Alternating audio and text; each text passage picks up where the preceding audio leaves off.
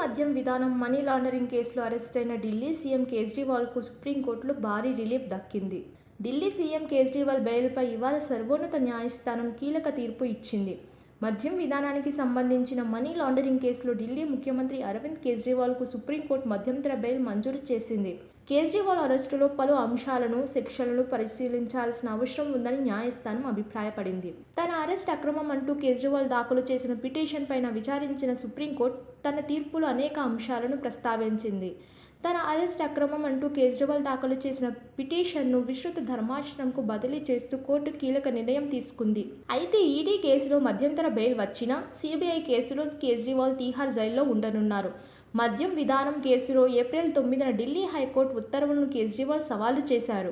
Justice Sanjeev Khanna, justice Dipankar Datta నేతృత్వంలోని supreme court ధర్మాసనం Kejriwal petition పైన విచారణ జరిపింది.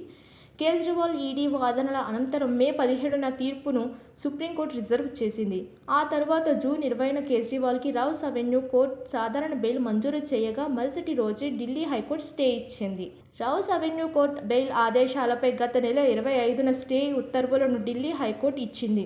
ఆ తర్వాత అరెస్ట్ చేసినట్లు సీబీఐ ప్రకటించింది. గత నెల 27 కేజ్రీవాల్ అరెస్ట్ చేసి రౌస్ అవెన్యూ కోర్టు ముందు దర్యాప్తు సంస్థ హాజరుపరిచింది. మనీ లాండరింగ్ కేసు దర్యాప్తులో భాగంగా సీబీఐ ఇంతకు ముందే కేజ్రీవాల్ను అధికారికంగా అరెస్ట్ చేసింది. ఎక్సైజ్ పాలసీకి సంబంధించి మనీ లాండరింగ్ కేసులో ఈడీ అరెస్టుతో ఏప్రిల్ 1వ తేదీ నుంచి కేజ్రీవాల్ జైల్లోనే ఉన్నారు.